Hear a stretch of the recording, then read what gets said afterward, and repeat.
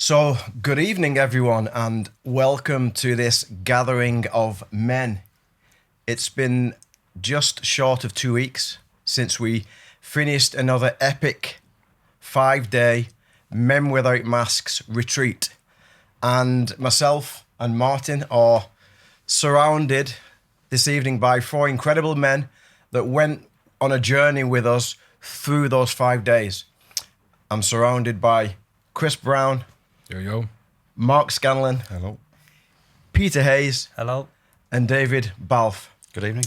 And we're going to enjoy the next hour or so talking about some of our experiences on retreat, getting raw, being authentic, talking about what went on for us on retreat.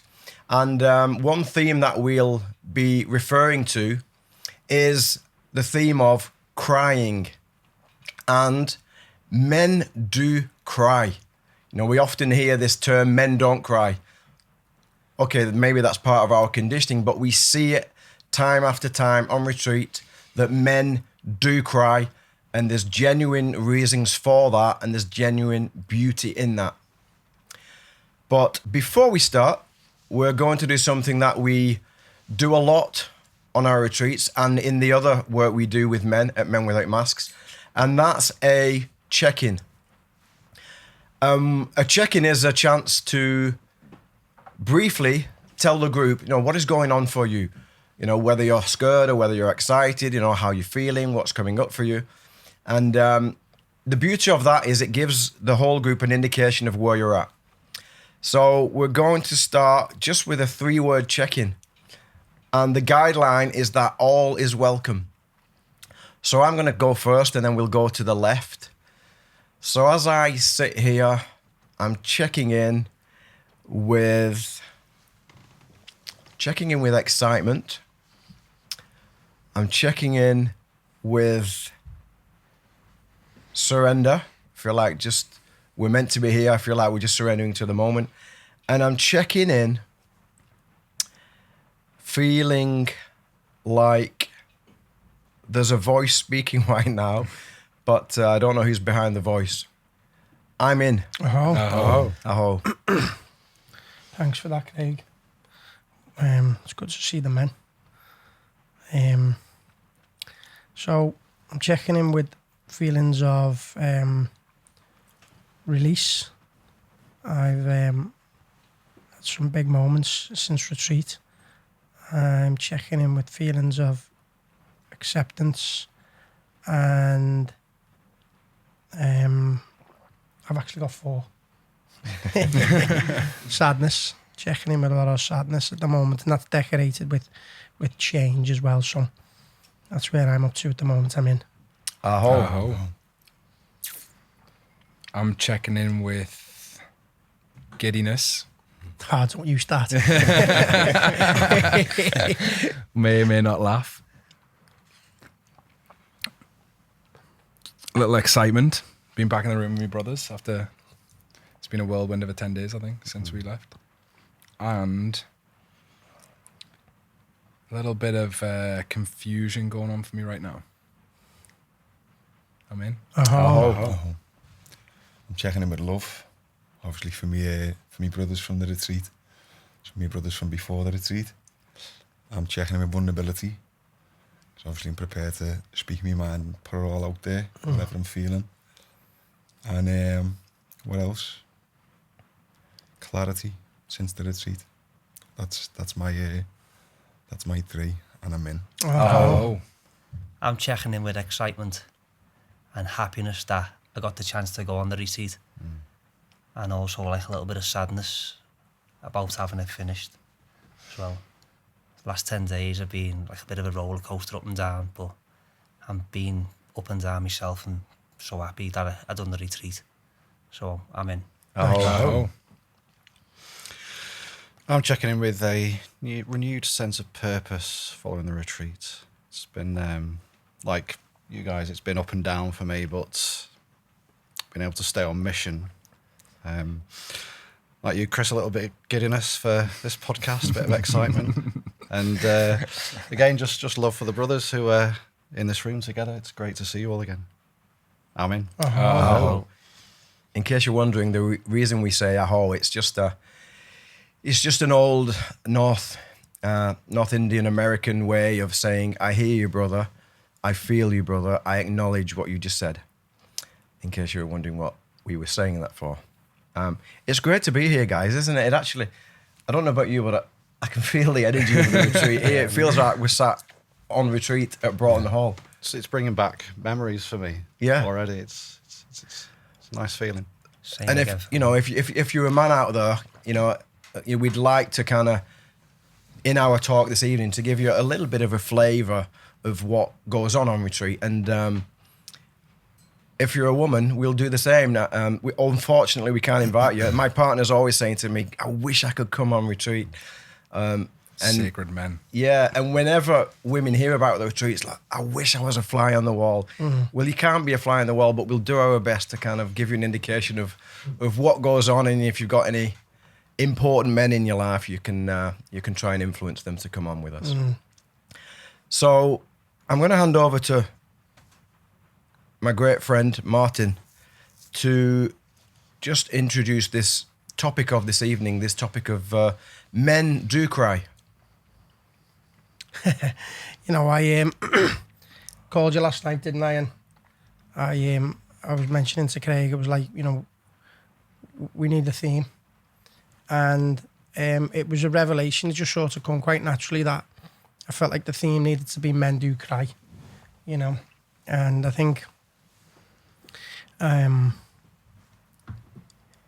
the world, probably from a very early age, and I actually hear it about now, in even in like sometimes the supermarket, or if I'm out in town, or I spend some time in David Lloyd, and it's a family club, and you'll hear a parent say to the children, "Stop crying, stop crying, will you?" And I know certainly from holding space for men over the last number of years, and really starting to understand the almost the common thread of men being almost suppressed as children and as boys, that it wasn't okay to show your emotions, or it's not okay to cry because it's seen as a weakness. It's seen as something, almost it's seen as also a humiliation from a parent. Stop crying, you're humiliating me. Shame. And I think this revelation certainly came to me because I'm okay with crying. I could give myself permission to cry. And since retreat, I've been on a massive journey of crying. I've been crying a lot. And what we do on retreat obviously is we go through a process of creating psychological safety, where we share our darkness really, and we share our gifts as well, but we create a safe container for us to share the things that maybe we're ashamed of or that we perceive, which is shame. And so after the 5 days that we spent together, going through that process, getting into the body, doing a lot of breath work, a lot of sharing, I naturally come home myself. So I'm only talking about my own experience here, where I felt like a lot of stuff had come up for me, that had been pushed down, that had been suppressed. And I've been on a journey over the last, 10 days, couple of weeks, of just allowing myself to cry. And it's been incredible. I was even in John Lewis, last week. I was with the baby, and we were upstairs, and I just heard like a couple of Christmas songs, and there's something around Christmas that always certainly puts a lump in my throat. And I have had a personal experience a few days ago, which was held by a really good friend of mine, who actually gave me permission and we were doing some shadow work around the mother. So I think it's come at a great time for me to be held after retreat to just allow that stuff to come. So I know, we create the space in retreat, but there's been a lot of stuff that's come up for me after retreat. So I think we should introduce a little bit of integration and let that come into the talk today as well. And just yesterday, on the 12th of the 12th, 2021, we let go of the family home that we spent 35 years in, and I had a moment where my brother, my mother, my father, and my child, and we went back to the bungalow, and the four of us haven't been back in that house together probably for a very, very long time. And we went back and we were reminiscing, and then we all just stood in the kitchen and we just hugged and we cried, and it was really, really beautiful, So I felt very, very, very emotional over the last couple of weeks, but I feel like that's come from the work that we did on retreat. You know what I mean? Creating that safety, almost allowing things to bubble to the surface. And then for me, there wasn't many tears in retreat, but they came for me after.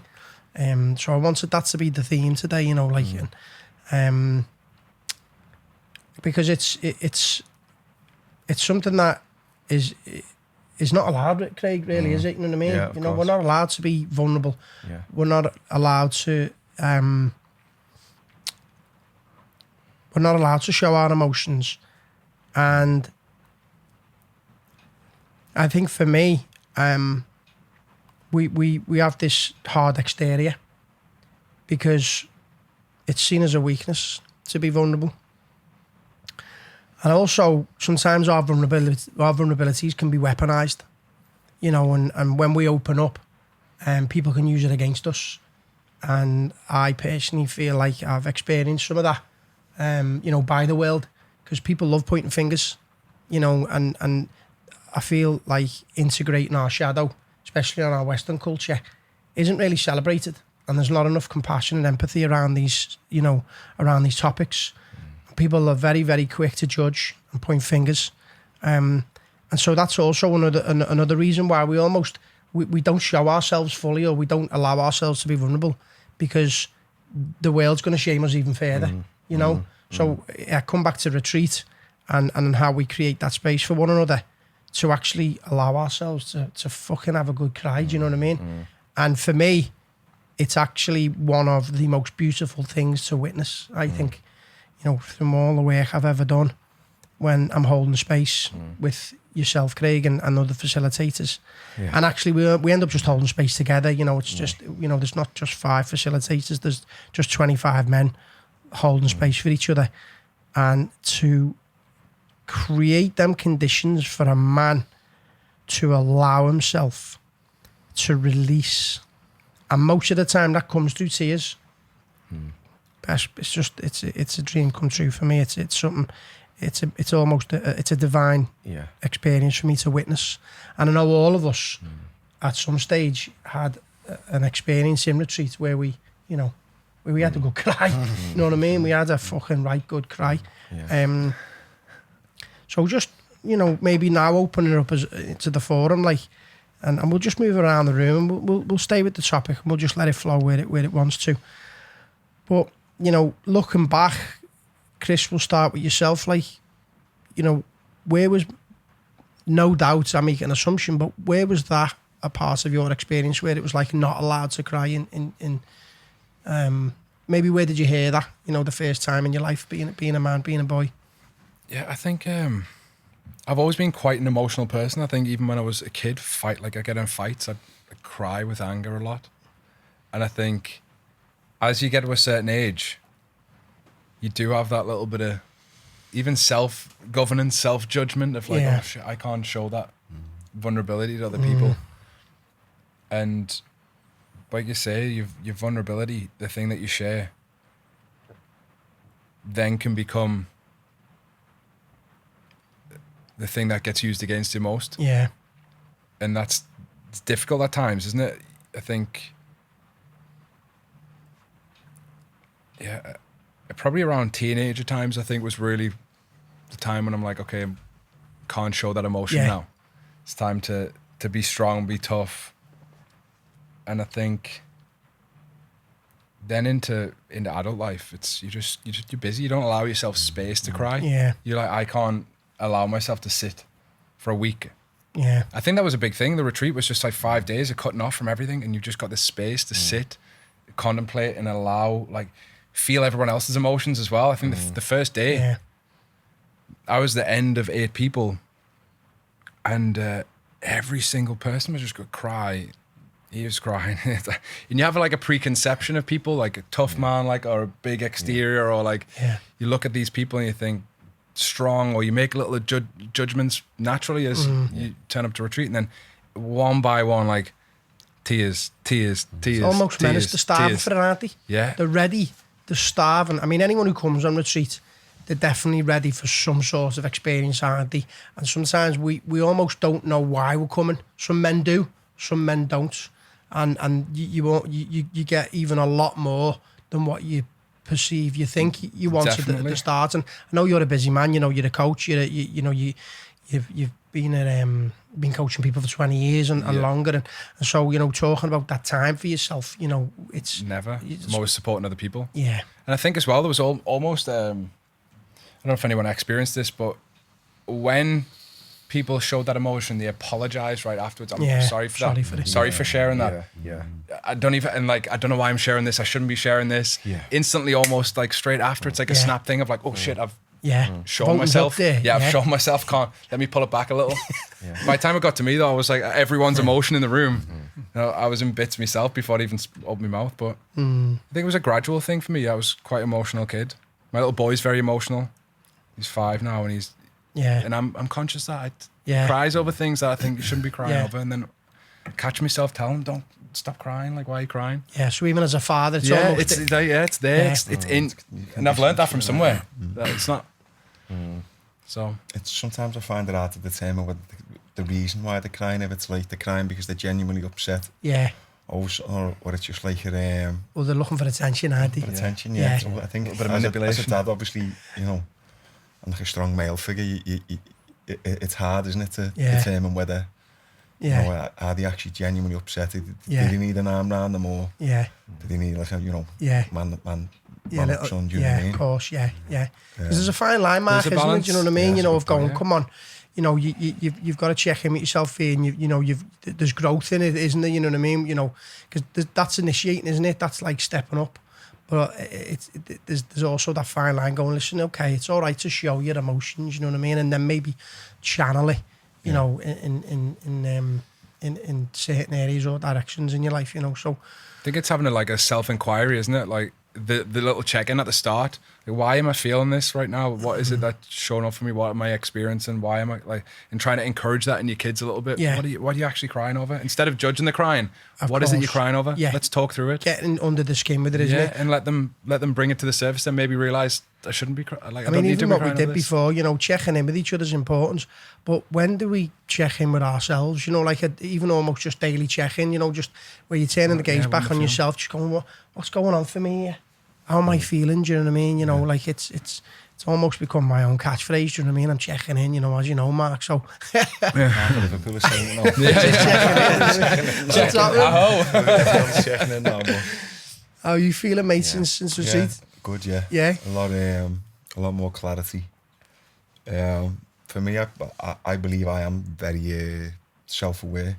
I'm constantly conversing with myself. But I found that on another level now since having the time off the phone, away from the distractions. Actually exercising, I've exercised. I can't remember the last time before the retreat where I exercised without listening to an audio book, motivational, inspirational, or some Scouse house. I don't know what type of training I'm doing, but I had a lot of time speaking to myself during my exercise, during my runs and things like that. And I found it's benefited me a lot since, you know, I am checking in with myself a lot more, and obviously I'm a lot more in touch with how I am feeling. And in terms of the crying, I was like basically the man of the house from a very young age, and I was constantly fighting when I was growing up, and we moved house a lot and things like that, which again caused a lot of like fights, and felt I always had this thing to prove, even up until like retiring from professional martial arts 10 years ago. I still had that ego thing where like I was fighting a big part of it was for everyone's opinions, and you know, the fear of judgment was always there and things like that. So I found that being to funerals, you know, people close to me have passed away. You've had loads of different like times when you know, I've had to really like fucking, you know, put that strong face on, and you know, I pride myself on being like the type of person where if anyone is struggling, they can come to me, and you know, I like to think I'm there for people, and that's the type of energy I give off. But at the same time, I was watching a UFC yesterday. It was a Saturday night, and it was I've got this thing for underdogs. So there's this woman, I forgot her second name. It's Pina. Her name is Juliana Pena. Yeah. And she fought on Saturday, and you know, she's a mum, and she fought some woman who's an absolute fucking monster. And I mean, a monster. Absolutely everyone ripped her off. And I was sitting there, fucking like my eyes are all streaming, and like, you know, really, I know years ago I'd have been watching that, I'd have been like big lump in my throat, wanting to like, as you say, it's like, you know, speaking about vulnerability and things like that, and I actually see myself now, because the way I've been, and I am your typical like strong man, it's an opportunity for me to show other men that it's okay. It's not a sign of weakness. You know, as you speak about your vulnerability, showing and exposing your vulnerabilities, something which I've learned in the last, you know, couple of years, is definitely, it's a sign of strength. You know what I mean?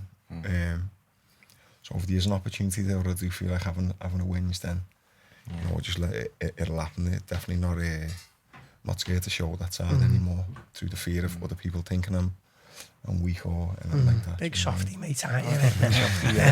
And I think it bonds people to you more, like when they have a judgment of you being this thing, and I think when you do show vulnerability, anyone, I think it's truth in it, at its purest form. Absolutely. I mean, especially for someone like Mark, you know what I mean, who is clearly a very hard man. Well, then, you know, I know you're hard,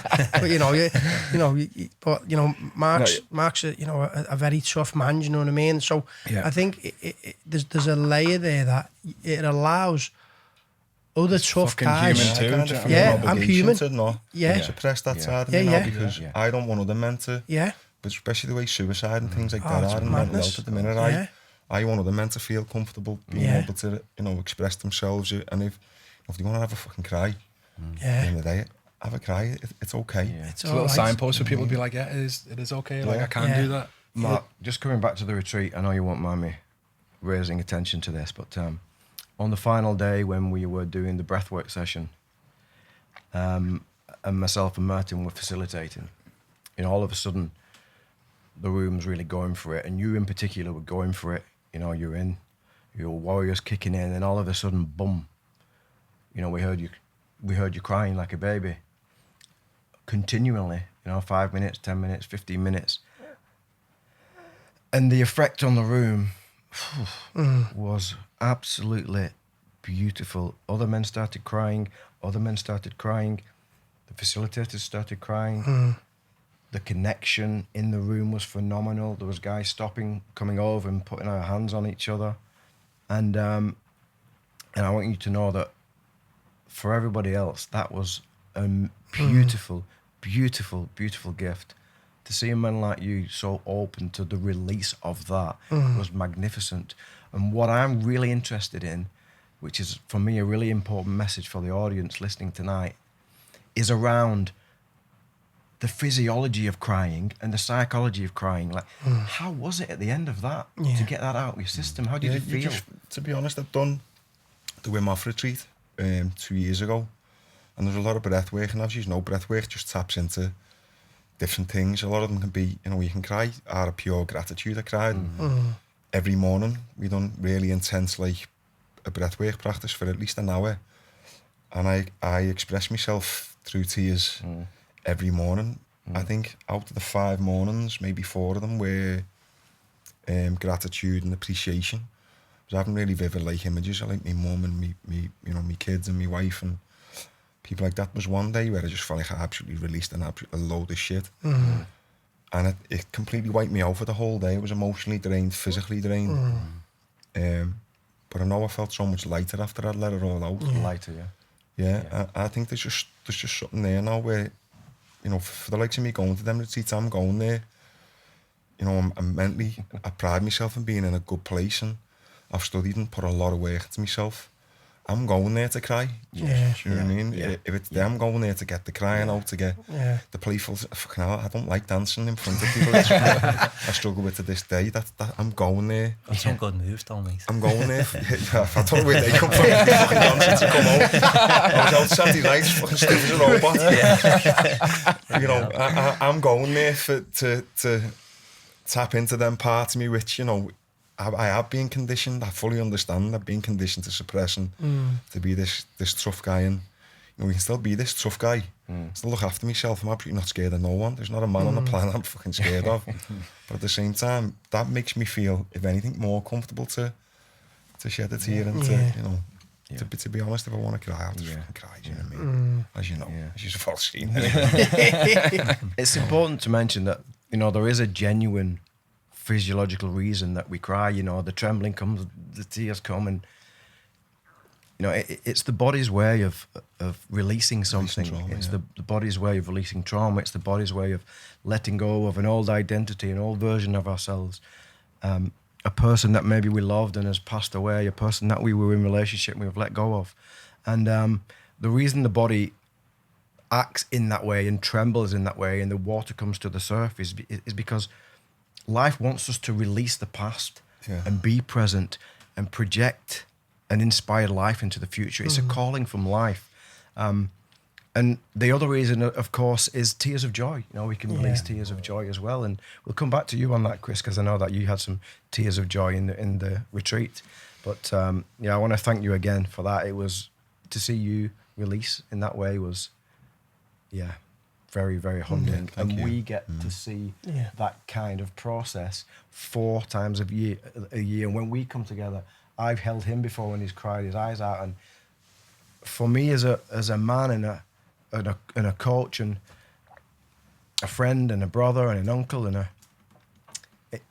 people used to say to me growing up, "You're not empathic." Girlfriends used to say to me, "You're not empathic," and I wasn't empathic because I couldn't feel. And people used to say, "You're not compassionate," and I used to look at Martin and think, he's more compassionate than me. But what's happened over the years doing men's work and running retreats is to open to my own tears, which I do gladly now, but more importantly, to witness the tears of other men. It's just incredibly humbling, and it opens my body up, and all of a sudden, I'm empathic. I think there's like a big thing on that as well. If somebody's telling you something, how they feel, it's very hard to empathize with their head. Yeah. When they cry, you feel what they feel, and I think that's like a real practice. That's the big thing for the retreat for me was actually witnessing and seeing everybody what they're going through, like actually feeling it myself. It's a gift, isn't it? Yeah, and that's the biggest thing I got from the retreat, the embodiment thing. I'm so logical in my head all the time, rational like Mark, constantly listening to stuff. Like every minute I'm like, why would I go for a run and not educate myself? Why would I go for a walk and not educate myself? Why would I not use the car to educate myself every single time? But it takes you out of your body, into your head, to a point where you get kind of neutralized. The body, I mean, I think we naturally are starving to be open, aren't we? Or maybe if I could reframe that, is for us to almost ground in our nature. You know what I mean? And when we allow ourselves to be ourselves, which is, maybe I could transfer that to being ourselves. Do you know what I mean? You know, we just want to be ourselves.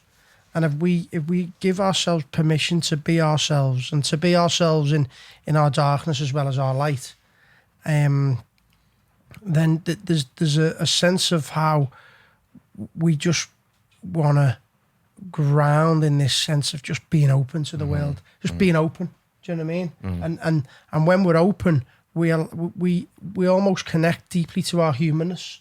Do you know what I mean? We do, don't we? And I think we can get afraid, and so we get in the head, and then we're afraid to be ourselves. So that's where the masks come. You know, we put the masks on. We and then we're almost showing the world the version of ourselves that we think is expected from us. And that's where a lot of the issues come from. Yeah, and when Martin mentions the word open, you know, he's talking about the body. He's talking about being open in the body. He's talking about opening, reducing tension in the body. Only this evening, actually, about an hour and a half ago, I was speaking to a gentleman who's decided to come on the next retreat in February. And one of the things he said to me is, he said, in my past 2 relationships, the feedback I've got is that I don't have any empathy. And I asked him a question. I said, do you know where empathy lives? He said, I've no idea where empathy lives. I said, it lives in your body.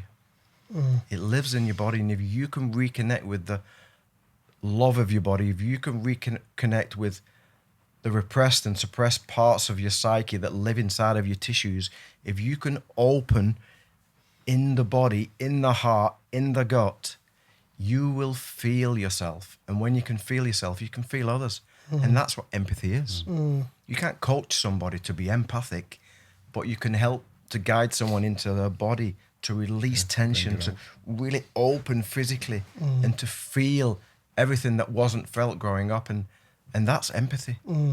We become so rigid though, Craig, don't we? Especially men.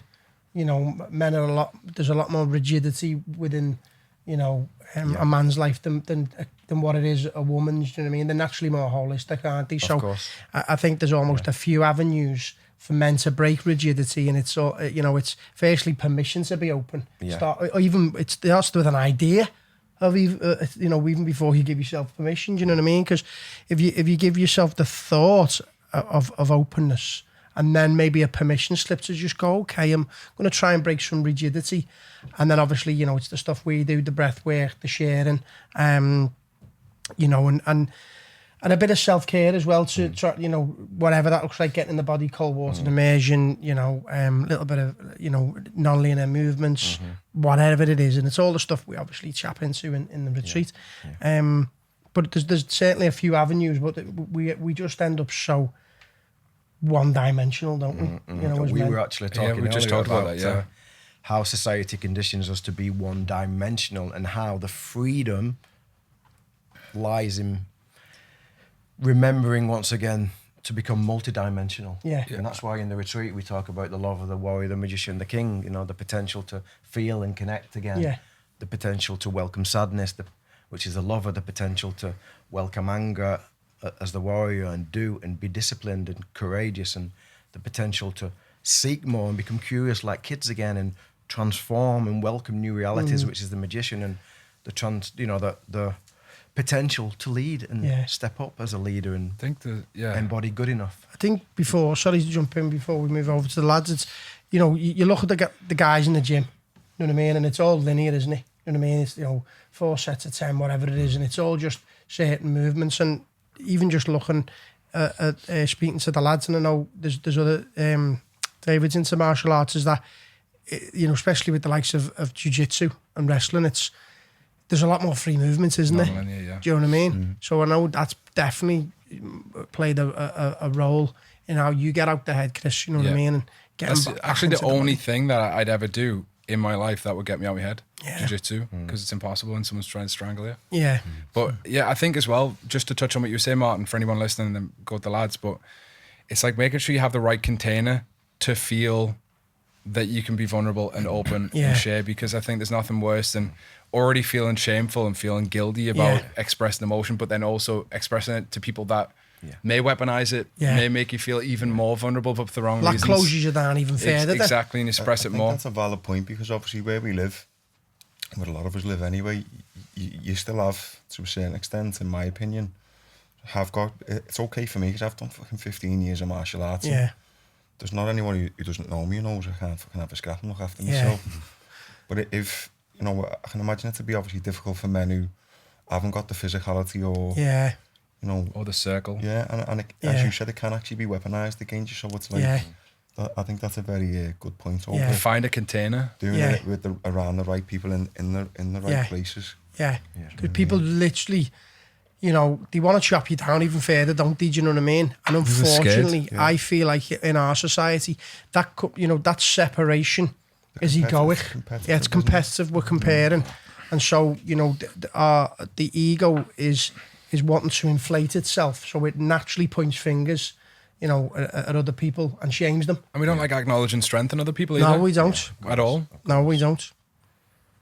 You know, and I think a big one is learning how to acknowledge people's darkness. That's why people tell lies. I can hold my hand up. I've told lies because I'm afraid to expose me the parts of myself that I feel like are going to get shamed by the world. Do you know what I mean? So, you know, again, I come back to the men's work. That you know, we talk about containers. You now have containers. Of course, I do have containers. Do you know what I mean? You know, but it also Environment's important. It's massive. So important. It's massive, especially for this. Yeah. Peter, we witnessed your journey on the retreat, and it was actually one of the most beautiful journeys to witness. From the day you came in, and you looked like a rabbit in headlights, and the day you left home, and the feedback we got from your wife when you arrived home, and the gratitude she had. Yeah. How was the whole experience for you? Unbelievable. Never thought it'd be anything like the way it was. Just when I got there, couldn't wait to turn around and go back home. I thought this is not for me. But the first day was a real struggle. Then after that, just sort of got relaxed, just started enjoying it a bit more, just listen to other people's stories, and you could sort of relate to a lot of stuff that was going on in probably in my own life and what I've witnessed in my own life. So it was mind blowing, to be honest with you, to be in there and just experience every day being on it. Just different things that was happening every day that was just like taking to another level and another level and another level, and just enjoying it so much. I never felt so much relaxed in so many years, and just seeing grown men and the way they were, and just thinking, why can't I be like that? And just saying, like, they were crying. I can't remember the last time I ever cried. And then that day where people were crying in the room, just like, I've never heard grown men bawl like that in my life ever. I was like, and it did bring tears into my eyes, but for whatever reason, I just can't express the tears myself. I did have tears in my eyes, but for whatever reason, I can't express that. It comes, and so for some whatever reason, it's so quick to go away. And I'm dying just to go, and just burst into tears and go, do you know what, I've released it, and I can let me emotions go where, as you say, Mark, for whatever reason, you can't express them. I don't know what it is with me. We're conditioned to Yeah, protect yeah. ourselves. Yeah. That's how. And for me, Sort of it's just a mechanism to survive. Where we come definitely. from, I obviously didn't know you until the retreat, but definitely. I know what kind of man you are from similar backgrounds and Yeah, of course. things like that. I can only imagine from the work what I've done over the last 10 years, even before that, you know, I put a lot of thought into myself and who am I, and I've been having these conversations. I've been very curious for a long time, but like for me, watching you coming in, Peter, with like just like brand new, in that sense. Oh, listen, Like, do you know that what I was mean? never It's like, experience. I didn't know there was another side to life like that. I've had experiences like that, and it's obviously something I've studied, and I know, you know, being in them circles. So to see yourself come in, and I obviously didn't know what the plan was over the 5 days. Intentionally didn't want to find out before we went. I was actually avoiding reading any emails or anything. The least I knew, the better. But I knew on day one when you came in, I was like, this is going to be fucking hard for you. It was tough, honestly. It was hard for me. Yeah, and days later, obviously, I got a little bit more relaxed, a bit more open, and more flowing. But it was emotional for me every day, listening to some of that stuff there, thinking, I've had experience of a lot of that, and I've just shunted it in. Like today, I was doing a bit of Wim Hof breathing this afternoon in the house, and our Jacob come in from school, and he must have come in the room, and I didn't even know he was there. And I had someone come in and say, where's your dad? And he said, oh, he's meditating upstairs in the room. And they all burst out laughing. It makes you feel any better. When on my bed phone the other week, looking for pictures of the baby. And she's got a full highlight reel of me, like meditating in the garden. Bollock in the back garden, cold showers, ice baths after CCTV. She's got literally a full highlight reel of me in all mad places around our house, fucking back gardens, everything, just like even today, we have a buzz about it, you know what I mean? The thing on the member out masks, I was on the picture today and I said to her, did you put that out there? Like the big testimony. She said, yeah. I said, yeah, I made it, you done it. But I felt a little bit embarrassed because it was on out for everyone to see, because not everyone knew I'd gone there. But no, now, I don't care. No, I don't care. You know what I mean? And like coming out today, the weirdest thing, I put my phone on And I did shed 1 or 2 tears in there, not much, but I did have a couple of tears when especially that where I heard everyone bawling, and I was dying to go, but just for whatever reason, I couldn't go. And I put the phone on, speaking to the family, and I had like tears in my eyes, and I was like, why can't I just always be like that? And like some of the things, even like my mum and dad, just when you hug them, just like sort of emotionless, and I don't know why. I can't be Just like don't that. judge it. Just feel it. Do you know what I mean? At the same Because you time, mentioned you're before. kind of reversing basic conditioning which you've been. I've been party. conditioned, like you said before, when growing up, when you were a kid. I can remember I was a crybaby growing up, for emotional, but also to get my own way. I've like got 2 sisters and older brother, and they used to like sort of bully me and like bully like, and I'd always get them in trouble saying, "Oh, mummy's she's hit me," or she's hit, and I'd cry on the couch and like thinking, why couldn't it be like that? But as I got like 14, 15, 16, started playing football, and like this persona, like you want to think, can't let no one leave me cry. Yeah. And like going to funerals and people passing away close to you, saying my dad, and just didn't shed a tear, and just like, why can't I? And I think you said something though, Pete, before. You were like, you've never seen grown men cry, and like if you've never seen it, witnessed it, experienced it, then you're never going to be able to feel it. Yeah, and listen, It's like the first time you see a football. Yeah. Somebody says kick that ball, you're gonna be like, what do I do with that? And like even at football, I'd probably cry if he won a trophy and all stuff like that, because of like a gang of men who potentially 4 or 5 of them be crying because they're that excited. So I'm probably crying tears of like joy, as you say. I think what you said there, that's, and I'm sure Craig will confirm this, it's probably when you get into the around 15, 16, because there's a hero's journey with that then, Craig, isn't there? Do you know what I mean? You know, where you almost want to be seen as a man. Do you know what I mean? You know, so it's like, right. Yeah, you're going to war. You're going to war. I can't cry here.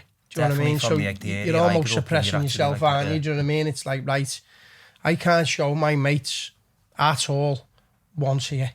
Yeah. So there's this like, there's almost then this wall, this like solid wall must go up, mate. And it's like, and almost potentially for a number of years, because you're saying, you're not saying to yourself, I'm not allowed to cry. You're saying, I'm not allowed to feel.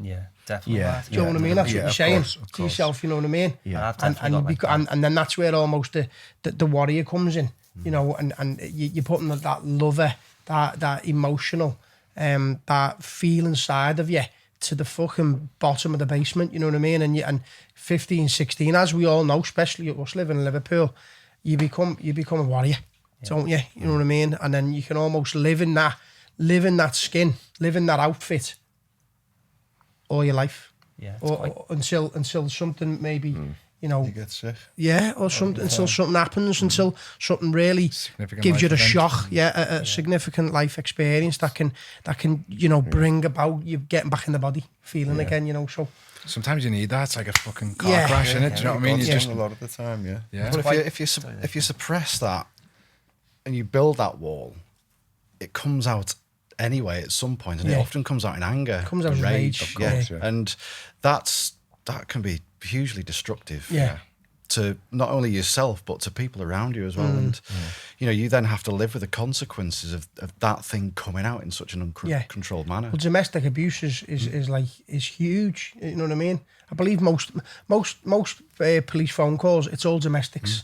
Do you know what I mean? So you can just paint that picture where 2 people are, you know, a man and a woman, you know, are at each other's throats, do you know what I mean? Don't know how to communicate, don't know how to hold space for one another, don't know how to navigate each other's darkness and shame.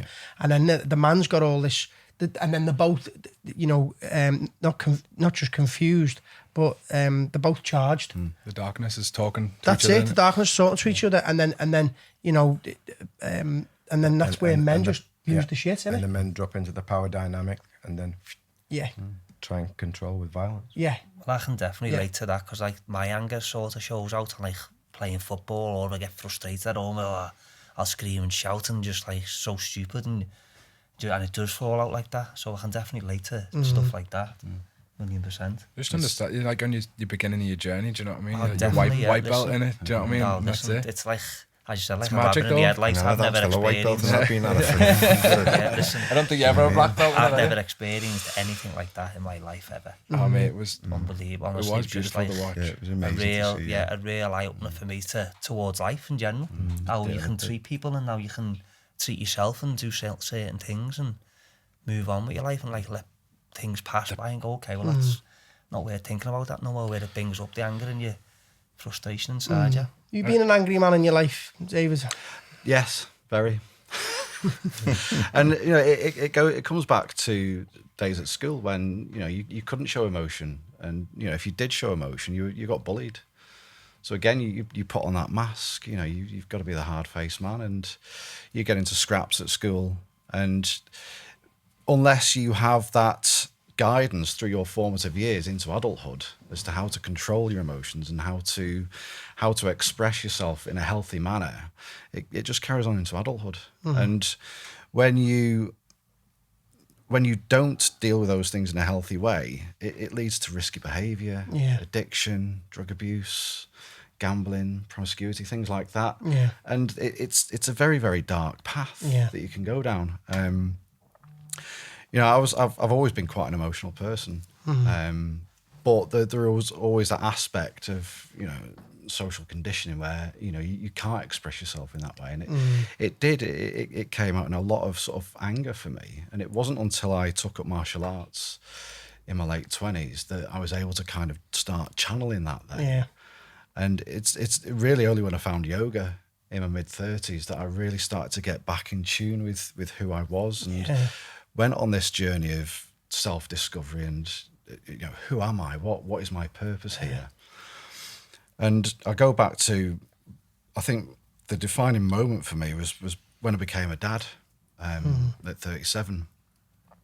I'd been I'd told this story plenty of times on the retreat. I'd been a raver for most of my adult life. Drugs, partying, DJing, hedonism. And that first... I think we all go it works for a while, doesn't it? But it was that first year of fatherhood that's really sort of, it was a wake-up call for me. I'd had a big change in my career. I had responsibility of another life, and I wanted to guide him, in the right way. And it was when I went on retreat for the first time in 2014. I went and drank the ayahuasca, and coming back to that inner child, that was my experience on that retreat. I was showing images of myself as a child, and I remember the words distinctly in my head. It was, "You're just still a boy." And it was that moment that I had that realization that there was this little boy inside of me that I'd neglected for so many years. And for the entire rest of the night, I just cried, cried and cried and cried. And it was just tears of relief, of just being held in that container, like we talk about on the retreat, in that space, with people around you going through similar process. And on a physical level, all the stress, I felt so much stress that I've been holding on to around my gut for so many years. It was just bubbling away. It just slowly got released. And it was on the retreat when you did that inner child meditation that it took me back to that point. And that was the emotion had been bubbling away for me, in the big sharing circles, and it hadn't sort of fully released. But during that inner child meditation, it took me back to that point. It took me back to that little boy, and that's when the tears just flowed for me. Recognizing how I'd neglected him over the years, the damage that he'd been caused through external circumstances. And it was just that sort of process of slowly coming home to yourself over those 5 days. And doing all the exercises, the breath work, the embodied movement, the yoga, the sharing circles. I'd go to bed each night and my nervous system would be alive, but not in the way that it had been in day-to-day life. Yeah. And it's like stress. Yeah. You got your stress mechanism. It was like, Jesus, wow, I feel Vitality, life. Yes. And on that final morning, every morning I'd go down to that yoga studio and be like, I hope it's a bit more chill, a bit more chill. Progressively more. It never was. And I remember speaking to Matt, and I said, "So what have you got in store for us today then, Matt?" And he said, "Something beautiful."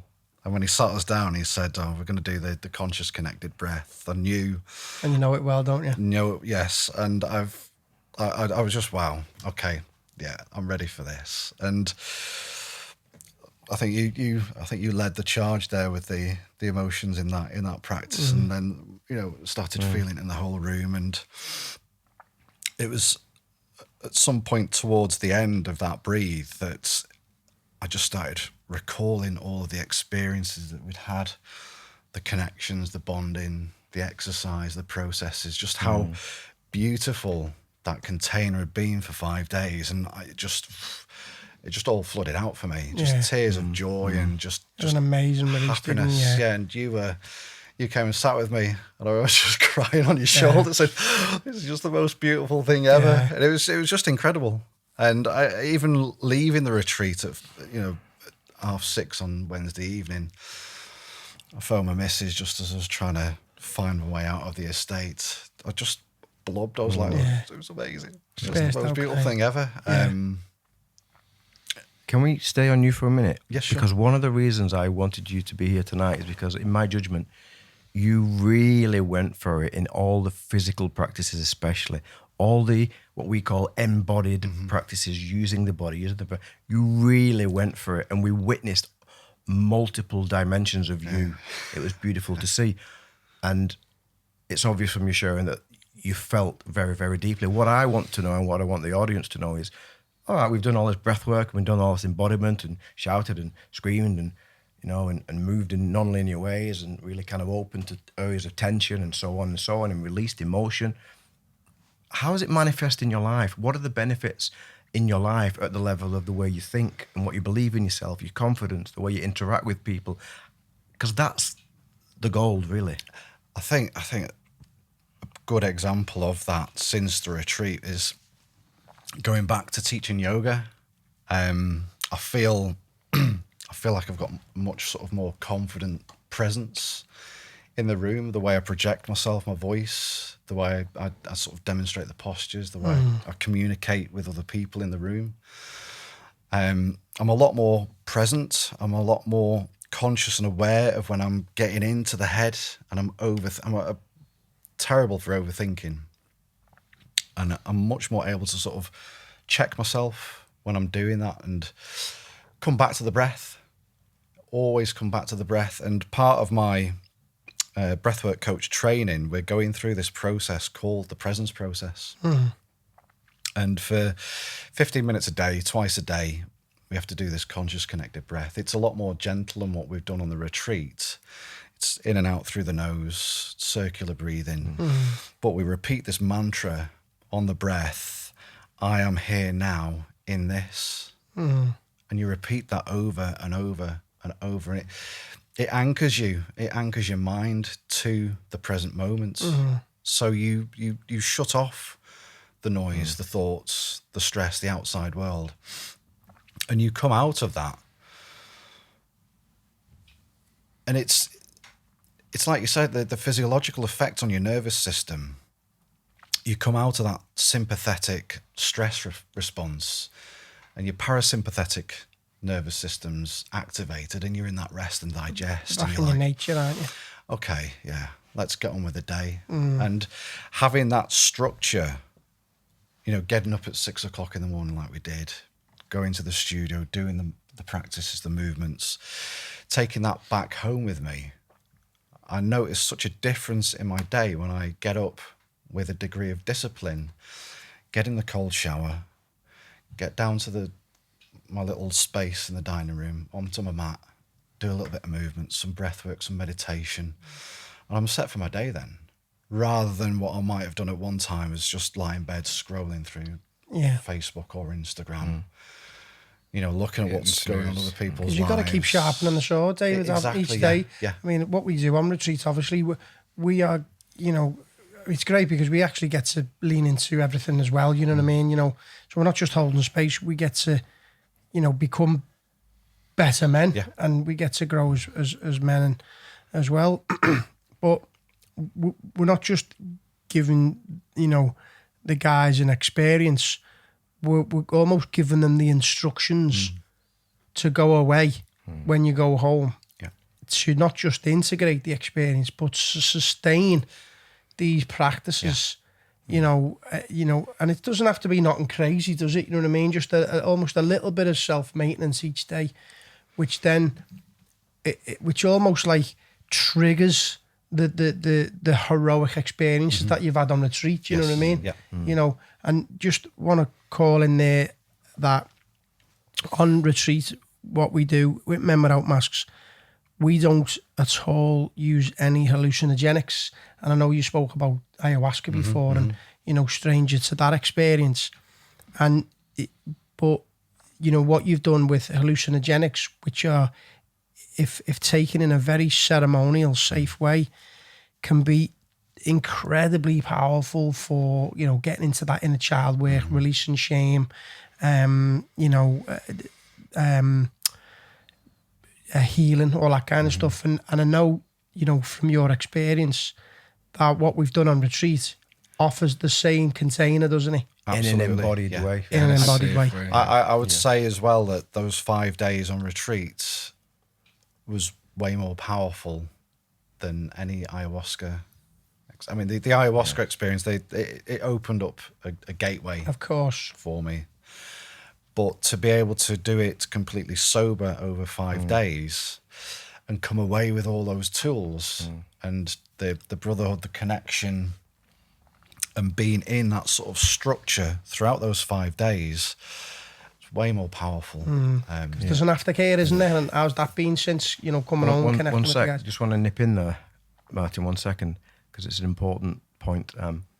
You just said that, you know, the retreat is as powerful as, you know, some kind of hallucinogenic experience, and it's because you're in the body. Yes. And what I want to say to the audience is, you know, we're not a therapy group. You know, we're not the 12 steps. Those are beautiful and they change people's lives. In a nutshell, what we do on retreat is we design processes and create safety so that guys can get out of the head, they can get into the body, they can feel themselves again, they can shine light and love on the parts that they suppressed growing up, so that they can return into life more whole, more empathic, and more able to feel and bless others through the presence. So that's why I wanted you to share that. Absolutely, Thank you. Flows. It's done so. Yeah. So even like in terms like the food, it is like a complete fucking detox, isn't it? Yeah. In every way. Yeah. I mean, there's no phones. The food is absolutely gorgeous. Yeah. Yeah, wasn't it? Good food, The wasn't food it? is amazing. There's no coffees. There's no like. No sugar. It's just complete and utter naturalness, isn't No it? Percy pigs there, was the man? You know what I mean?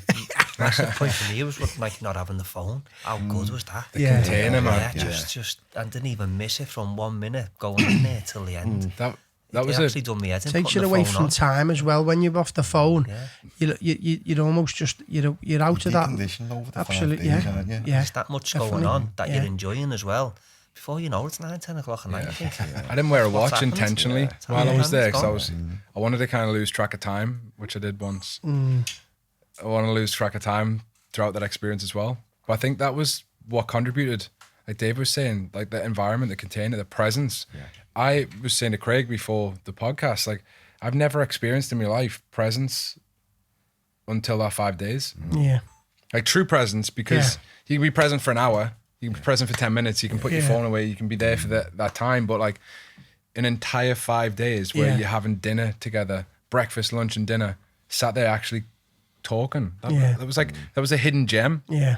That was For me, the setting as well, even like, yeah. I found myself just staring at the paintings, just taking. Yeah. Oh, yeah. The history. You wouldn't do that if you biggest- had your phone, would you? I felt so you know what I mean? undistracted. I was just really, and it, you know, it's came with me since I've left there. Even like the moments of stillness and the moments of just connecting with your breath. Numerous times a day, it weren't like, you know, we just everyone. How many times we meet up at least a couple of times, 2, 3 times a day. But even in between, it's be right. Okay, let's just stop and breathe. And you know, to be able to do that, that I've definitely found. You know, I'm using that through my day a lot more now, even if I'm in the car or. You know, it's been really beneficial to me. like I find a new confidence in there, like, because I find it very hard to stop and talk to new people and then sort of get a bond with them. But in there, just like, as you say, just coming natural after like a couple of days, just stopping and just talking to people, asking how things going, just going for walks and listening and learning stuff. And I'd find that so hard at home. So give me a lot of confidence. How's it been for you since, Pete? Like, how's that continued on for you? Being a bit better, yeah. Being a little better. I'd be like one of them. Oh, I can't be able to talk onto him. But now I'm just. That's it. I'm just going over confidence. Just getting stop and talking. Even I was out last Saturday night and a couple of hours and I was out dancing and I was just never felt like just find like a little bit more confidence in myself. You know what I mean? Really good. Enjoyed it. You said something really important then, actually. I just want to bring attention to it again. It's something I've actually not thought about, but it's genius. And when we stop using our phones for a significant amount of time, we detach from the concept of time. Yeah. And when we detach from the concept of time, you have to feel. Yeah. It's a really important part of the retreat. Yeah. Because, you know, we become a slave to I'm not going to say that it's an illusion, you know what I mean? But I think almost as men as well, I mean, as a human species, we're almost designed to, I mean, we're so connected to the realms of time and the egoic self that we like to know where we're going and we like to know where we've been. So we literally, we dance between them two concepts, you know what I mean? You know, what's next? What have I got today? What have I got next week? What have I got next year? You know, blah, blah, blah. And it's almost this what's next syndrome, I call it. Yeah. And then it's, if it's not where am I going, it's, right, well, where have I been? And so we miss almost the present moment. It almost doesn't exist to a lot of people because they're in that realm of time unconsciously, unknowingly. Do you know what I mean? Now I think there's nothing wrong with actually moving towards something. A lot of people don't move towards something. They don't even know what they're moving towards, or they don't know the motivations behind what they're moving towards. So having a greater sense of awareness, which is cultivated in the retreats we do, it gives us an opportunity to go, okay, I know where I'm heading now, because we do some work on mission and values and purpose on retreat. You know, it's not just all embodiment, is it? You know, we give men a very pragmatic map to navigate their own endeavours. But I think, again, when we have purpose and when we have a vision and when we disciple a set of values, then we can move towards something and it feels like we're flowing towards something. Yeah. But not just that. You know, I think understanding the realms of time, it's okay, we can use them concepts, we can learn from our past, we can move towards something in the future. But when we actually capture ourselves and coming back to it and check back in to the present moment, because that's where life is. Like, tomorrow doesn't exist. Yesterday never happened. Do you know what I mean? Because you were only ever just being the present. So to come back to this now and to, you know, and whatever almost little triggers that we can adopt throughout our life to do that, you know, and I know, you know, we laugh about it, but the more and more you do it, the more and more it almost spontaneously arrives as well, Mark, doesn't it? You know what I mean? Nature. That's it. You know, you're just like now checking back in and you're present again. Because we do check out very quickly, don't we? You know, and there's a, you know, so we actually live a life in the head. We're in the head. Do you know what I mean? And we're living a life in these projections. That's it. I think as well, in this digital world where everything's on the internet now. Yeah. I've literally been on the internet every day since I started my IT degree in 1998, and you can get so lost down rabbit holes. Yeah. And social media, it's great for connecting people. Yeah. But at the same time, it disconnects you from real human connection. Yeah. In the room. In the room, yes. That's right. Yeah. Like, they're talking about this metaverse. We've been in a metaverse for fucking ages, for years. Do you know, we're already in it. Do you know what I mean? Because, you know, we're so distracted by almost the glitz and glamour of social media and a level of we're no better than moths. Conformity and consumerism, isn't it? Validation from the external, isn't it? And that's how, if you look at social media, that's basically, it's actually created to put you in the head. It is. To take you out the body. So get you in fear. For me, a big help again has been actually understanding the archetype. And it's like, if you're sucked into the social media thing, you're spending too much time on your phone, you're not present when your fucking body needs to kick in. And say, well, I'm going to limit the amount of time. So much. Set some boundaries. Set some boundaries. Certain amount of time each day to have a little, do whatever you do. Being quite good in the sense, I'm away most weekends with me missus and kids, and my missus on the same page as me. If anything, she's more like disciplined in terms of fucking them phones are going away. Yeah. We're going for food or we're going anywhere. But it's hard as it's something what you've got to practice, and you've got to set times, boundaries, and stick to them. Do you know what I mean? You're up against it because these things are actually fucking created by people a lot more intelligent than I am. Well, they're designed to suck you in as well, though, aren't they? That whole scrolling thing with the little circle, it was designed to what's coming next. And statistics saying that the average Instagram user subconsciously checks Instagram over 150 times a day. Wow. Yeah. Yeah, it's heavy that. And the average human's got an 8-second fucking attention span. And our goldfish has apparently got 9. So goldfish It's reduced over time, hasn't it? Do you know what I mean? So it's like it is a serious that's right. serious issue. Chris, the first time I met you, you said to me, your retreat looks awesome, but there's no way I can be off my phone for 5 days. Yeah. What changed? I was fed up. I was ready. It got to a point where there was no other option but me to distract from work. I think for 8-9 years of running my business, I have a digital business. I'm online like 24/7. Literally, I communicate with all clients online. I generate all leads online. I sell via chat. I sell over the phone. It's like every ounce of I create content online. Every single ounce of my business is online for almost a decade. And so to take that away when like a lot of your security is attached to it, a lot of your self-worth is attached to it, a lot of who you are. I actually remember sitting on the retreat and I'm like, if I didn't have my phone, who am I? Like, I'm like, if That's you took a great that question of inquiry. I was like, you take that away from me. I'm like, who am I? Because all my the identity, all my identity is attached to that digital presence. But that's a snapshot of who I am. It's only a tiny little piece of who I am. And so that was probably the challenging part for me, was like, okay, if I let go of that, then I have to like face what's here. And then it got to a point, obviously, over I think, what was it, maybe a year or so being connected, Craig. I think it just got to a point where the October retreat, I still wasn't ready. Still felt too much for me. I think I might have mentioned that to Martin as well. It just felt like I'm not ready. But then by November come around, I was like, fucking take that phone off me. I'm in. When it went in that box, I was just happy. I was relieved. I don't even want it back. Like, don't give me back. Because we do a process, don't we, on the day one, literally within the first couple of hours, where we give our phones over, don't we? We spoke about that earlier. Yeah, it was, and that was magic for me. And I think I noticed as well at dinner, when you're talking to people, how many times you reference, like, let me show you this. Do you know? And so many people went like, I've got to show you this thing. Oh, and then, I haven't got my phone. Oh, you should see this thing.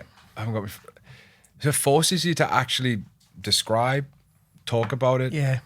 Instead of using that as a clutch. Yeah. Actually be more become open part of people's body, though, isn't it? You know, Elon Musk said, we're already an android because yes, it's... Elon Musk said that, He said, worried about being an android. He's like, we already are. Yeah. He's like, you can access any information on the planet you want in seconds.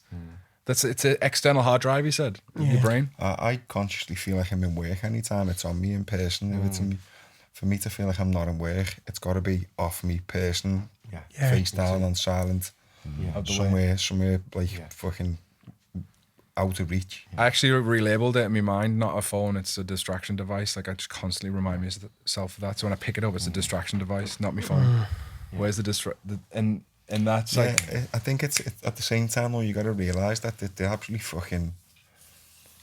It's a tool, isn't it? Yeah, I wouldn't have had the business or success that I've had without it. I'm grateful. Just actually utilising it and not, using it and not being used by it. You know use social media. Don't let social media use it. Yeah, and that's where the warrior again. It is like, that discipline. What you were saying set before. The boundaries. Set your boundaries. Set your intention. What do I need it for? If it's for me business, the self-awareness. I'm actually aware that I'm just scrolling fucking absolute nonsense now. It doesn't serve me. Or we're getting a lover to come on board. Look for real pleasure. Step into intimacy. Step out of being consumerism and step into creator. Like, use it to create change, create a shift, create content, share, help, and then try not to consume so much there. I think I'd like to just jump in a minute. Is that, you know, I think again, this is why the map of the archetypes can really serve us well, because it gives us an opportunity to untangle, almost decipher parts of our behaviour. And especially like if we were to look at the king, and when we look at what is purposeful to ourselves, then we have almost a mission then, a greater purpose to do something worthy, or to do something that we want to do in the world and what we love to do, which takes away the you know, the sense of instant gratification or addiction, doesn't it? You know what I mean? If a man almost knows where he's going and how to get there, then he's not reaching, you know what I mean? And I've got so much more clarity in my own mind since coming away from there. Yeah. It's like, it's really, really helped me, do you know what I mean? And you were already a man on a mission, Mark, do you know what I mean? You know, the way you navigate your endeavours in Liverpool. But it's great to know that, you know, someone like Mark Scanlon, who is a highly functioning black belt, motherfucking Jedi. You know what I mean? And he's got on retreat, and you're still fine-tuning. You know what I mean? You're still, you know, readjusting. Inches and edges, you isn't get it? too sucked into your purpose and your mission, and you know, a lot of the times the people closest to you who suffer in that. I was like, the retreats come up and it hasn't felt right. I knew at that stage, I need this. I need to come out of this daily program I'm in now, because again, I'm aware a lot of the things I'm doing aren't serving me. Yeah. In some ways, I'm fucking like militant with routine and discipline. It's like, you know, you could fucking time you watch by me, you don't need a watch, do you know what I mean? Yeah. But at the same time, I'm fucking I'll have to watch. I'm far from perfect, and sometimes I always think it can be worse when you're actually aware of these things, what you're doing wrong that aren't serving you, and you're stuck in these patterns where you can't break them, and you can't. And that's what it done for me. There was quite a bit of confusion and you know, foggy days, and going into the retreat. And since I've come out, it's like I just can kind of pinpoint where I'm going, what I need to do, what's serving me, what's not serving me. I'm having all these moments of like stillness in the day, and I'm just, the conversations with myself now are a lot more clear. Yeah. And I know what I want. Do you know what I mean? That's such a valid point. Sharp, innit? Yeah, it's mate. You could take him. Yeah, definitely. Definitely not, actually. I think we need Chris. In fact, I think we need all those. Don't be involved. I tried a 2v1 grappling once, and it didn't go down well. I got kicked in the head within 3 seconds, so don't try It's it. good though, because it also breaks that barrier down that you can feel as well, isn't it? Instead of like being like the Mr. Tough guy, where I probably think, I feel embarrassed to let my emotions out, because I know I'm quite emotional deep down. Yeah. To be honest with you, and I'm quite loving when I just relax and go. I am quite loving. I'll like get up and go, I'll get that door and all stuff like that. Yeah. But for whatever reason, I just don't.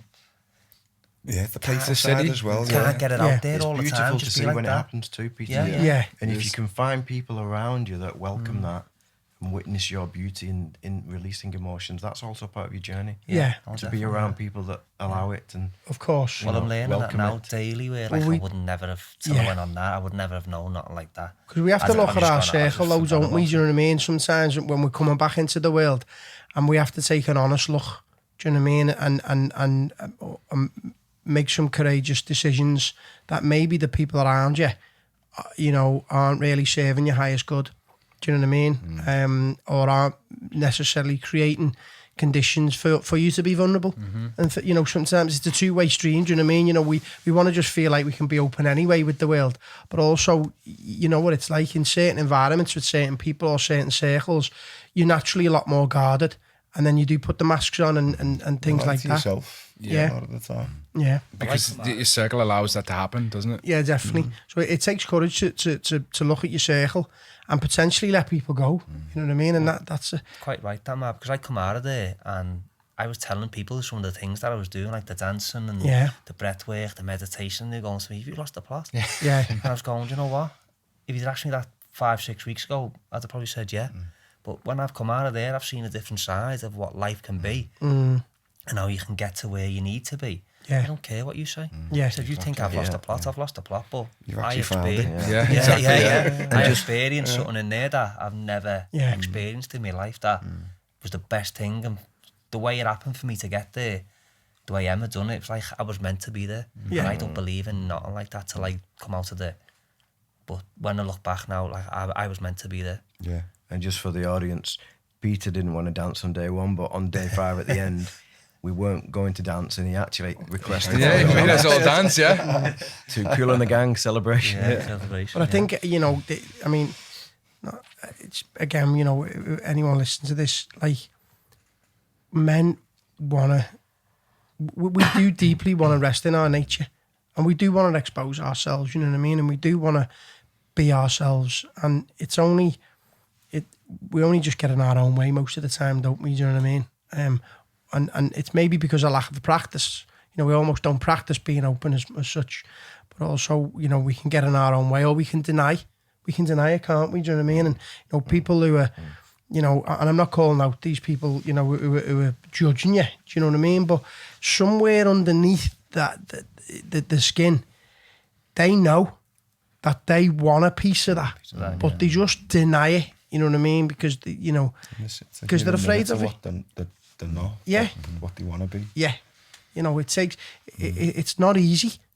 It's not easy to be vulnerable. Do you know what I mean? And it comes back to what this whole conversation's about, is like, you know, it's okay to cry. Men do cry. Do you know what I mean? Yeah, cry. Yeah, I think it's even just express. Yeah. Your emotions, even if it's not in tears. It's just exactly. It's okay to just be yourself. Yeah. Be so rigid and so Yeah. so linear. Yeah. That was the message from the Lover Day, wasn't it? Yeah, Just I mean, get you out look of at like the Europeans, you know what I mean? You know, when like sometimes, even when they greet each other sometimes, you know, like, yeah, they're just, you know, they're kissing each other, the touchy, the feely, the tactile. Do you know what I mean? It's in their nature, it's in their culture, you know, and it's not sometimes necessarily in our culture, you know. I mean, it is in my own circles, and I know I can see it, but sometimes it's not, is it? It's like, it's barely a handshake, you know what I mean? You know, and I love coming in for a little hug and that, and, you know, there's people who are just not ready for that. And I make an assumption that, like, they're ready for it. Do you know what I mean? And, you know, you come in for a hug and people are like, dead fucking... You can feel it, you're like hugging a fucking stone or something. On day 5, you can't even pull away. Though, No. Because on day 5, nobody wants to let go. I've been giving all logos out and everything, Yeah. you and everything. I'll make career, like. Yeah. We love a good hug, eh? Yeah. Well, we love connections, don't we? That's what we're Everyone starting craves for. it though, man. We Do just you know what I want, mean? we just want to be loved. We want to love. We want to, you know, we want to be felt. We want to be seen. You know, it's just really the human condition, isn't it? You know what I mean? You know, that we want to connect. We want to connect, and Yeah. I think that's what the archetypes are really nice for as well, to like identify and switch. And I actually said to my clients about a lot of people struggle to switch off from work. I'm like, you've got to imagine as you come through the door, like take off your battle armor, like take off your sword and your shield and your helmet, put it down, like physically do it, then walk in the door and like embrace the lover. Like that's your playful side. You've been to battle, you've been to war, you've had your victories. Now go and celebrate with your family. Put your tutu on. Yeah, exactly. I think what you're saying now there, Chris, it's difficult because some men can't go home and celebrate the family. Yeah. Do you know what I mean? Because it's, you know, they're seen as the men of the house. Yeah. Do you know what I mean? So it's like, you know, you got to go out there, you got to go and you know, you're the breadwinner, you got to go and do what you're doing, and then you can come home. And if there's a lack of communication, or there's if, you know, there's a, what am I looking for here? Because you can go home and just like Done it. Yeah, it's a lack of connection. You know what I mean? And if you're not received at home, then you know, you've got a wall. Do you know what I mean? And, you know, so you come, you know, there's a battleground outside, but men can be coming home to a battleground as well, can't you? Do you know what I mean? Energy into the house, isn't it? Yeah. That's the. Yeah, That's something that yeah. I've experienced. Yeah, so very hard mission heavy. from you bring that mission into the house. Yeah. You need to leave it at the door. You're on a very fast pace compared to everyone else. That's a struggle I've had over, because I work from home, particularly the last couple of years when all the offices have been closed.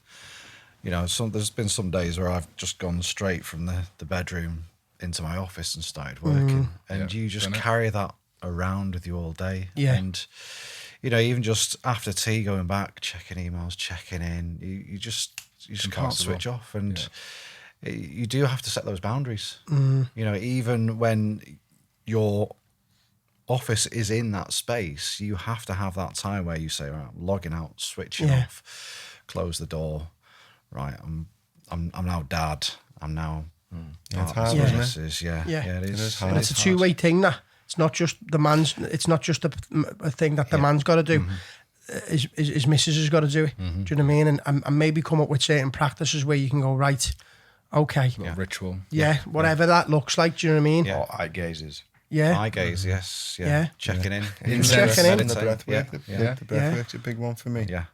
I know I have a lot of, some days where I get foggy and busy, and just having that little minute in the car or wherever you are, just to connect with your breathing and a little reset. Do you know what I mean? Yeah, Definitely helps. the breath is so powerful.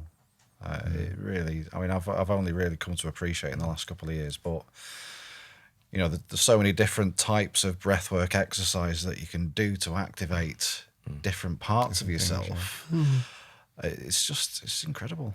And it's a never-ending journey of discovery of all these different practices and the benefits that they bring into your You life. think, don't you, how the fuck's it took us so long to And that's the thing we do most. yeah. I think that's what the retreat does for you, though. It's like it stacks a lot of stuff on top of each other. Where you get up, you do your morning ritual routine or whatever. You might do a little breath work, and I think Wim Hof's like popularized now, and people do a little breath work. But then you're off with your day. But that's stacking of like day after day after day after day. And even like interest. throughout that day, you just go to bed and you just feel like you're ready to sleep, you're ready to rest, you feel good. I think it's the importance of potentially always, in your life, maybe a couple of times a year or at least once a year, having some sort of initiation. Of course. Yeah. Do you know what I mean? But, whether that's in nature just for a few days, away from the phone, whether you're doing, a small pilgrimage with your family or with other men, do you know what I mean?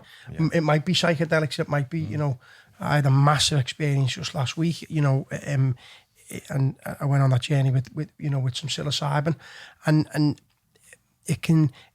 it's just these deeper, more meaningful experiences instead of maybe just these day-to-day, because even the day-to-day morning routines can become unconscious. Do you know what I mean? So They're you're doing they it can be to take it off. ticklists. Yeah. Yeah, Just unplugging, isn't it, for, Yeah. for a period of time. definitely. I think as well, like But the thing is, sorry, you're not unplugging, you're plugging back in, aren't you? Do you know what I mean? Unplugging from Yeah. society, culture. Fucking That's all right. the- And getting back into yourself, Yeah. aren't you? I know? think it's funny, people wouldn't bat an eyelid at investing 5, 6, 7 grand on a holiday for 2 weeks. But the idea of investing in a retreat for 5 days, people Yeah. that's the first thing people Scoff are, at how the much is it? price. Oh, how much? Yeah, for- yeah, But like that investment in yourself is it's so valuable, man. To You the can't point put where a price on it. No. and you almost need like annual maintenance. I feel like every year, just taking that time just to unplug, get your phone out the way, get there, We get be the chance to present. do it 4 times a year. Yeah. I think an issue though is a lot of people don't value their own self-worth. Exactly. They feel worthless. So when it comes to investing in themselves, it's almost the last thing on the list, isn't it, Craig? You know what I mean? People's perspectives in terms of money, though, is just so wrong, isn't it? It really is. It really is, Mark. And it's changing a narrative, almost a whole culture around how people, behave, with money. Do you know what I mean? Because a lot of people are going out there and they're buying things again, and it's feeling into like most people don't even know what the motivation behind what they're buying or how they're spending the money.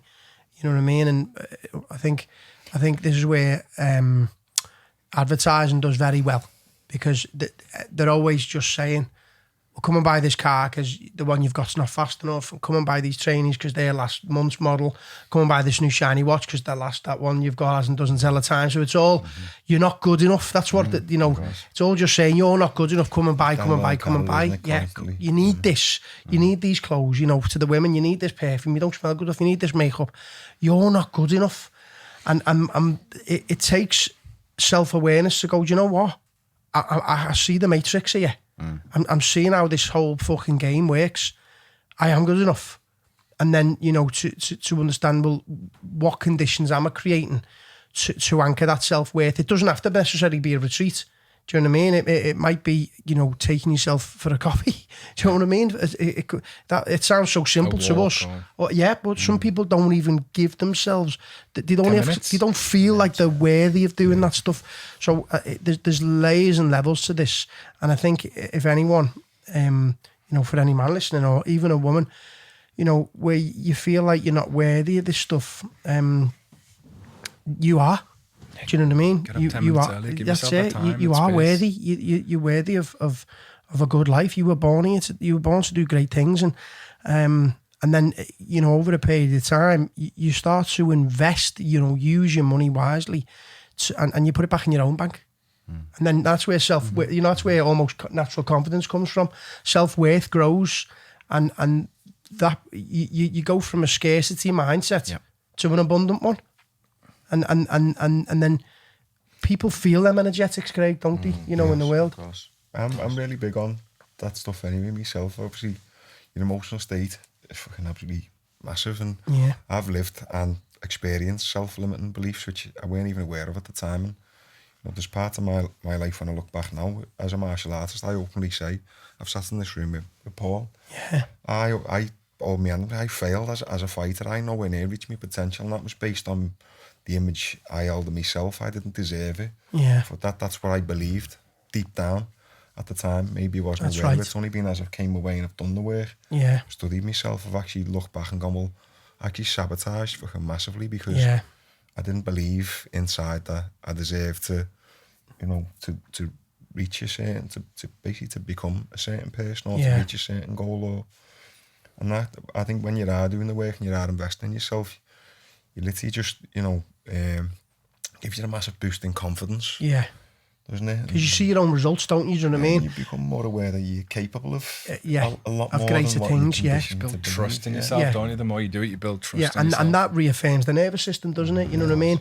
You know, we go, you know what, I do believe in myself, and it's stuff that we do in retreat, especially on King Day, where we almost allow other men to be blessed, to bless us, to be, it's To like, be expressed in your work and Yeah, your earnings I and believe your in job you. and yeah, things like that. You know what I mean? Yeah. Like if you're going for a promotion, you don't believe that you deserve the promotion. yeah, okay. You know, because you're fucking scrolling on your phone all day and you're not exercising. Yeah. And you're not like, you know, you've got no self-awareness. Then it's like it can massively be doing these retreats in the long term or in the long run can benefit. You know, you get that money back tenfold just by you know the benefits what you get. And the vibration you adopt. yeah, of Yeah. course, yeah.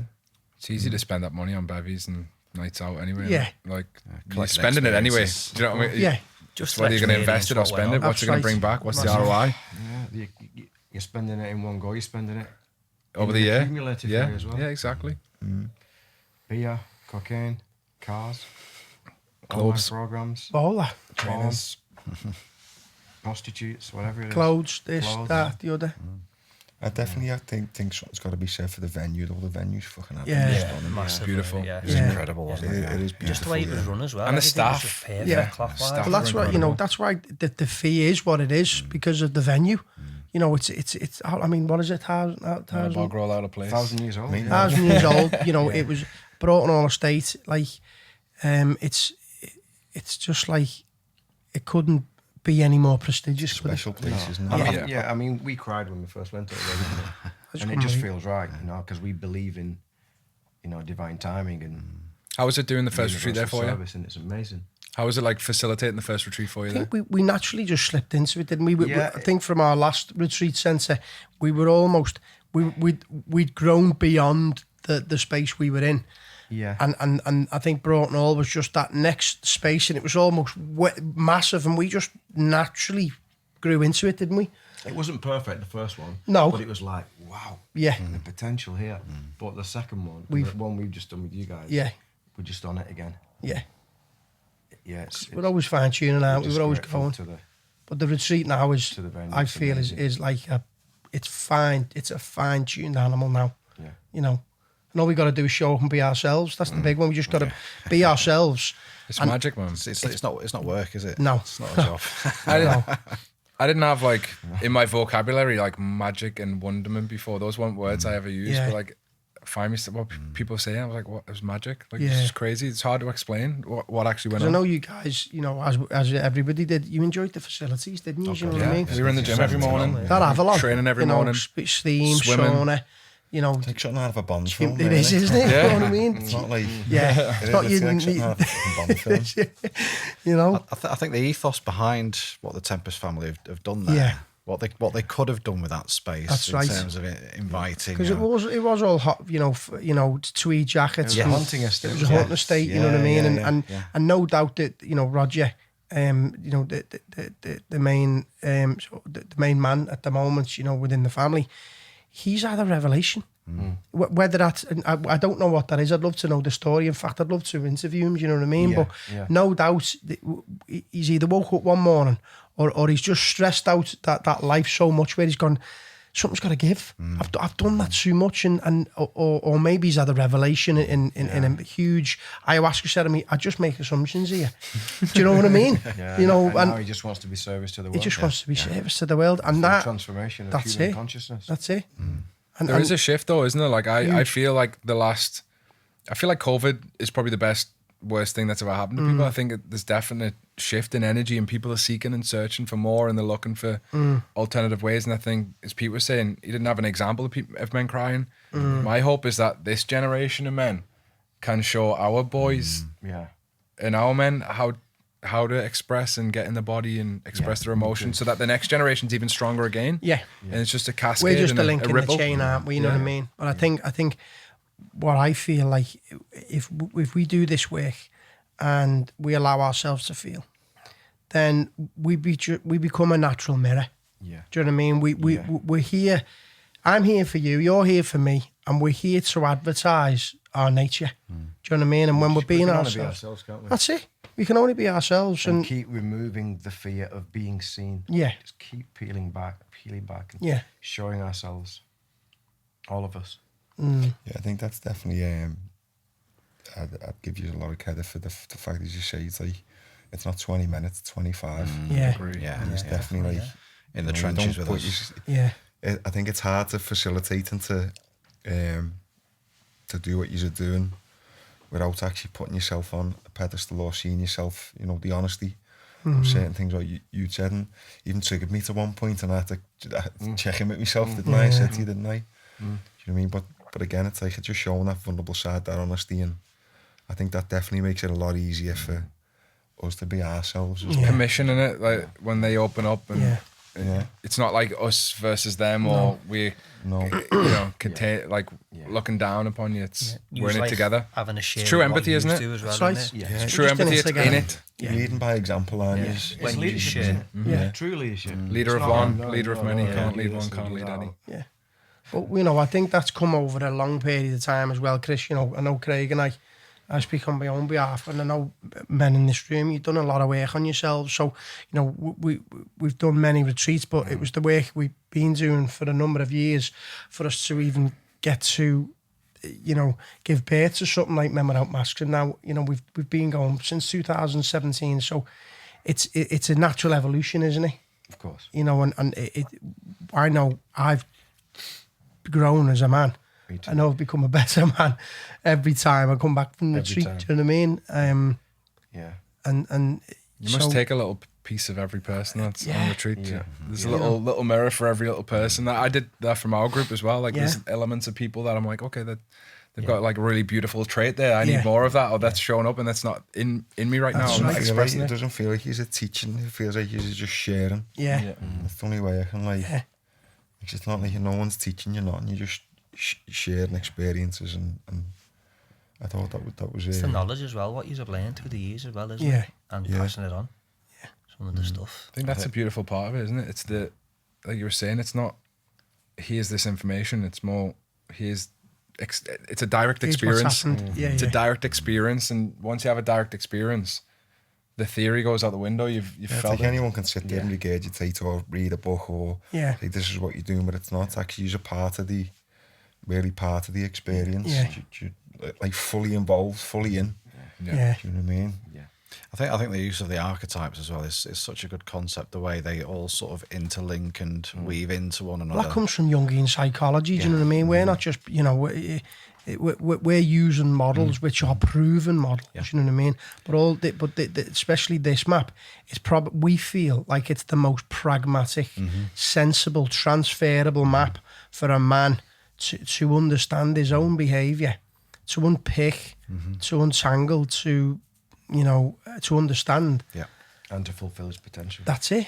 But it's surprising though, when I speak to people about my experience and the work we did with each of the archetypes, people are like, I've never even come across this. That's right. Never Yeah. even heard of Carl Jung. Yeah. It's incredible, and Yeah. it's an innate part of us that That's right. we should all be able to access and embody. That's right. Other people get triggered by him as well, don't they?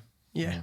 But But the thing is, It's the we're model, actually isn't we're anchoring the human condition. Do you know what I mean? You know, we're working with all of these characteristic traits, these primal virtues that we can't see, but we can't deny. And so, we have all these we have all this direct experience on retreat, but we also do have the education to marry the two.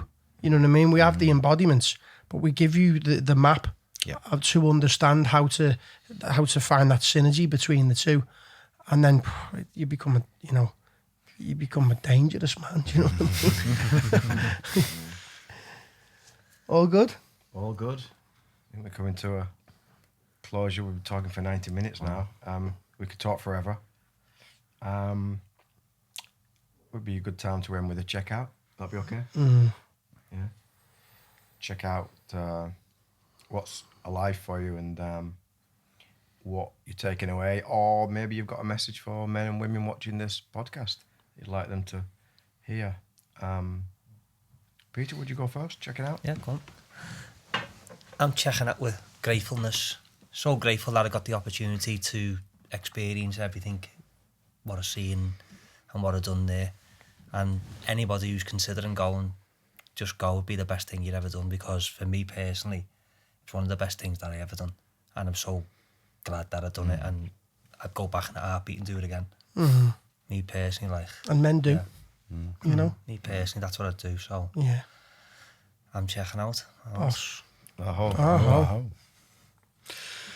I'm checking out with feeling empowered. It's really great to reconnect with you all in this room after the retreat and recall the events that took place. And like Pete, if there is any man or woman with a man in their lives who needs to do this work or feels called to come on retreat, then just don't hesitate. Easily the best thing that I've ever done in my adult life in terms of growth, letting go of shit that no longer serves me and giving me greater clarity and confidence to carry through my purpose in life. So that's me, I'm out. I'm checking out with gratitude to all you guys for coming and sharing once again and being open. Hopefully we can inspire other men to be open and to be seen and to start the journey of coming inwards and becoming embodied again and learning to feel, which is where the growth is. I hope we can model that. I'm also checking out with immense gratitude to sadness. We spoke about sadness on this retreat, and I bottled it up for years until I got into yoga about 12 years ago, and then it came out. And now I see it as absolutely beautiful. It's a beautiful, beautiful, necessary emotion of letting go. I mean, my own mother, for example, who I love more than anything in the world, who knows how long she's got left on the planet, but after doing this work, what I do know is that when my mother does leave me, that as hard as it will be, I will fucking dive into that grief and dive into that sadness, because at the end of it, it's just there's growth, there's evolution, there's a new beginning, then there's a deeper sense of love and connection and feeling. So I'm so grateful to the emotion of sadness by doing this work. I'm out. I think I'm just checking out with, firstly, respect. I think any man who comes on retreat and leans into themselves is powerful. And I'm really enjoying how a lot more men from Liverpool are being vulnerable and showing up to this experience that we've put together. I mean, men coming from America now, do you know what I mean? Like, this is men without masks, and now we are now on the map. And Wigan. Yeah.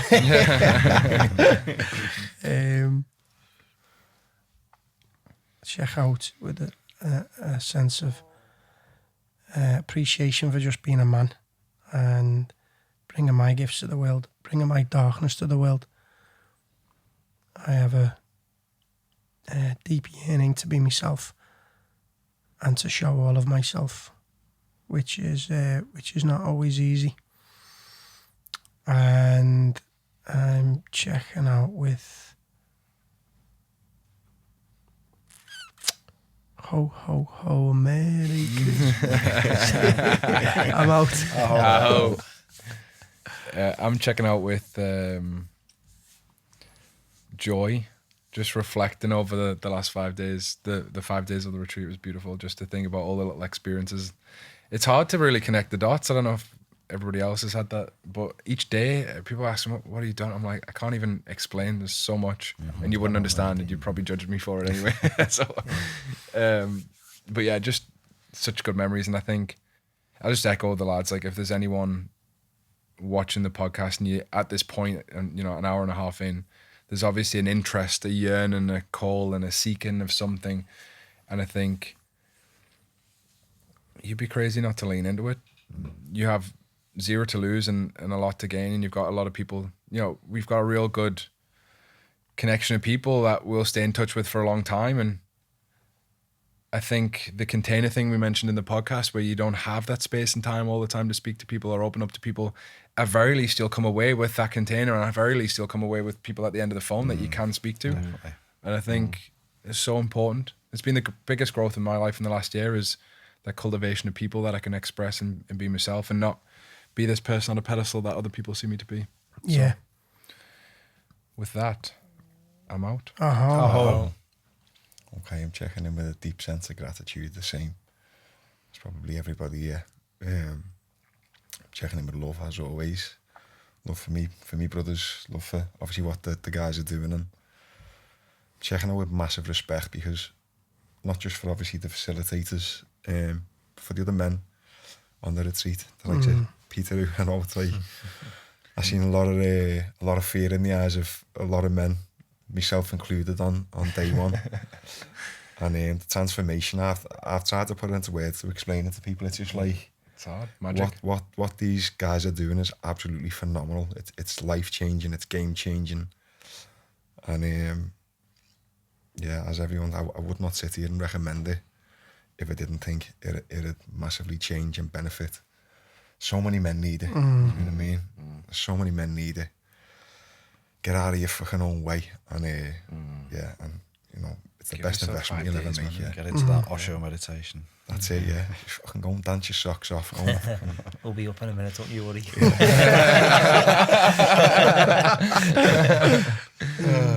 And on that note, I'm out. Oh.